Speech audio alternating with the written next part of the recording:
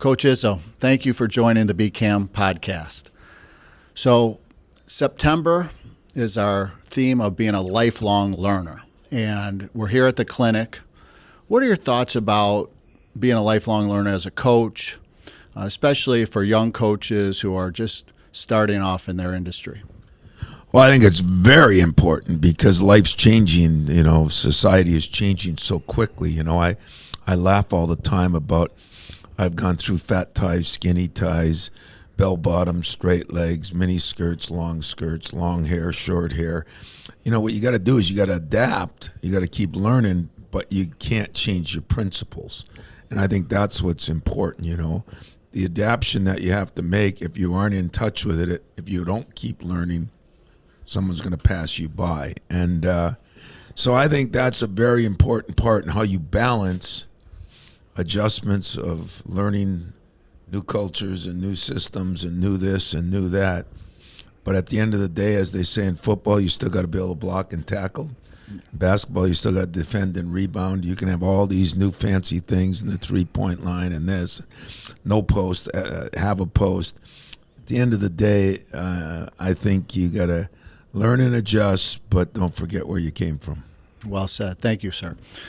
So one of the mantras at BCAM is it's a really tough time to be a coach. And so one of the programs that we've established is the Aspiring Head Coaches program.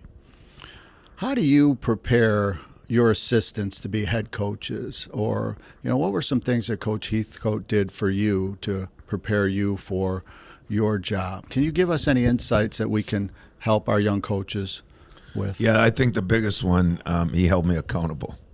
And I don't think we hold anybody accountable anymore. Our society doesn't hold anybody accountable. And you're right. It is a tough time for coaches.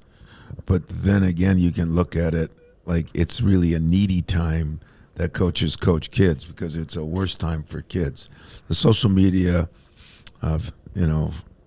craze has probably damaged a lot of us in coaching more than anybody because it gives everybody a chance to let everybody know how we're doing. But at the same time, it's hurt the kids too. And so it's our job to kind of keep it in balance. And I think one of the problems coaches have is they don't want to hold people accountable. And I'm trying to do it, not as good at it as I was. But, I'm afraid if I put football pads on somebody now, a lawyer will sue me. But at the same time, kids, Magic always said to us, when I asked him, could I coach in the pros? Mm-hmm. And he always said, a coach is a coach, and a coach is a teacher, and the great players want to be held accountable. And I think sometimes we forget that. Yeah, thank you. And lastly, we have coaches throughout the state of Michigan embarking on their seasons. And they're BCAM members, and you're a BCAM member, BCAM Hall of Famer. Tell us a little bit about your relationship with BCAM, and maybe end with some overall encouragement for our coaches as they start their seasons. Well, like we do in the NABC, in other words, the college form of BCAM, everybody goes up and down with it a little bit. We all get frustrated, right? We get frustrated with things we can't control, and sometimes we think BCAM can control everything or the NCAA can control everything. Really what you have control of is yourself and what you do in your program. And hopefully you do it within the confines of the organization that you have to deal with. And I think more people have to get involved. And not just involved because you're a member, mm-hmm. but get involved because you are a caring member that really wants to make the game better. If there's one thing Judd Heathcote taught me, and I look at all the things, I used to say, man, Judd was crazy. And then as I get in it 5 years, I said, now I see why he did this. Now I see why he did that. Well, the one thing he taught me, when we won the national championship, I got this infamous phone call that said, I'm going to give you 3 pieces of advice. Don't ever think you're bigger than the university. Don't ever think you're bigger than the program. And then don't ever quit learning, which you brought up earlier. Yeah.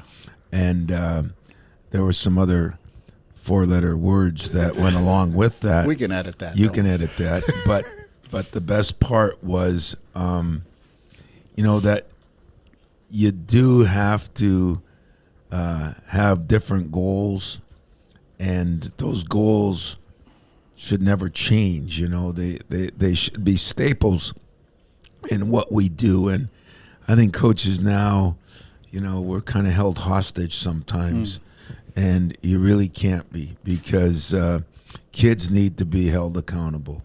And I think that is still the biggest issue we have right now. And when they are, as I've proven at our place, they come back and say, hey, I wish. My goal now is to never have a kid say, I wish. I wish I would have. I wish I'd have listened. I wish. Because they only get this small window. In high school, you got 4 years. Right. In college, you got 1, 2, 3, or 4 years. Right. But never does it pass 4 years. So it's a small window that's going to probably last the rest of their life. I think BCAM and high school coaches in general are molding guys to get ready for college, which only a few % will play college ball, but a lot of them will go to college. In college, we're trying to mold them to play professional ball. Only 1% will play professional ball, but 99% are going to live in our society. Right. So I think that is our job and our obligation, is to realize that we've got to make kids better and make the game better. And Judd, Gene Katie, Bobby Knight, the guys that I was brought up, they cared more about the game than they did about their own team. And I really respect that. Yeah, that's and well I'm said. trying to do it, but I don't do as good a job as they did. I promise you that. Yeah. Well, thank you, Coach. We appreciate your time. You are a big supporter of BCAM and really the exemplar for all of us to look forward to. So thank you, and we appreciate your time. Well, I appreciate it. I started 1 year in high school, and then, went GA and worked my way up. But Judd used to also say, since he was a 17-year high school coach before he got into college, that the most important people in our game are the high school coaches. They're the ones that mold our guys that then we take.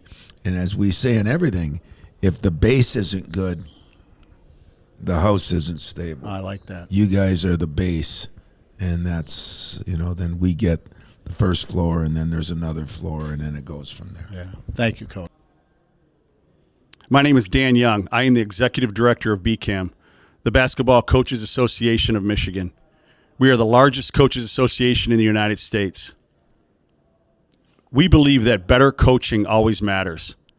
It's a really difficult time to be a coach, but at the same time, it has never been more important time to coach. We couldn't serve our coaches without the support of our sponsors: Rawlings, Huddle, Shoot Away, United Dairy Industry of Michigan, Ballogy, Game One, Barron Rings, Coaches Insider, Gatorade, and the Detroit Pistons. We encourage our members and listeners to support those who support us.